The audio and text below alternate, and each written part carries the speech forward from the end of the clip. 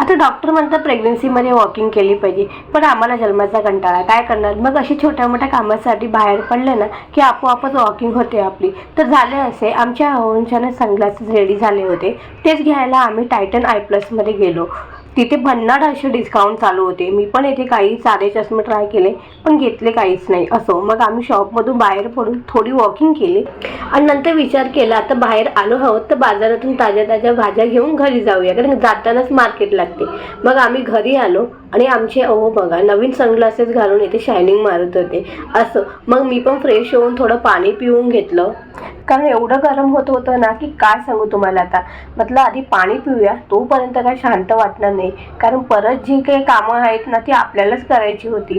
जी काही एवढी भाजी आणलेली ना परत सगळी क्लीन करून घ्यायची होती. तर भाज्यामध्ये आज काही खूप जास्त भाज्या आणल्या नव्हत्या, मी मोजक्याच भाज्या घेऊन आलेली. आणि ज्या काही आपल्या घरात बेसिक लागतात ना नेहमीच्या, त्याच भाज्या मी आणल्या होत्या. त्यामध्ये बटाटा, टमाटर, कढीपत्ता आणि स्पेशली गाजर तो पण आणले होते, कारण की खूप दिवसापासून आहे ना गाजरचा हलवा करायचा होता. म्हणजे मागे केला होता मी एकदा, आणि आता म्हटलं परत एकदा करूया. आणि हा जो तुम्ही ट्रायपॉड दाखवते ना मी तुम्हाला, तो आमच्या जीवाने पूर्णपणे तोडून टाकला. आता काय करणार, मुलं अशी घरी असल्यावर ना अशा छोट्या मोठ्या गोष्टी घडणार, बरोबर ना. असं आता इथे खूप दिवसांनी ना मी सुरण पण घेऊन आली होती, आणि आता या सुरणाची भाजी करायची की कापं ते बघूच आपण.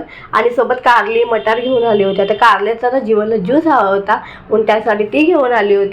आणि इथे ना जीवन पण ना मला छोट्या छोट्या गोष्टीमध्ये मदत करत होता. आणि हे जे फ्रीज कंटेनर आहेत ना ते मागवल्यामुळे ना मला याचा खूप चांगला फायदा झाला आहे. आणि आता ह्या सर्व भाज्यांना मी एक एक करून स्टोअर करून ठेवते, आणि जीवन पण मला इथे भाज्या स्टोअर करण्यामध्ये मदत करत होता.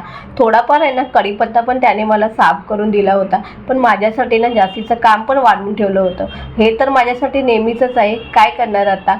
असो, तर भाज्या निवडणे जेवढे कठीण काम असतं ना त्याच्यापेक्षा कठीण काम ते स्टोअर करणे असतं.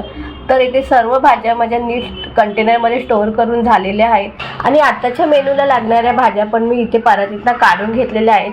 आजचा मेनू काहीतरी स्पेशल असणार आहे, तर तुम्हाला पुढच्या ब्लॉगमध्ये बघायला भेटेलच. आता हे सर्वांना मी फ्रीजमध्ये नीट स्टोअर करून ठेवते, म्हणजे तर आपल्याला पाहिजे तेव्हा ना नीट काढता येईल. आणि आजचा आता मिनी ब्लॉग ना मी इथेच संपवते. आणि आजचा मिनी ब्लॉग तुम्हाला कसा वाटला ना हे मला नक्की कमेंट करून सांगा. भेटूया आता एका नवीन व्हिडिओमध्ये, तोपर्यंत बाय बाय.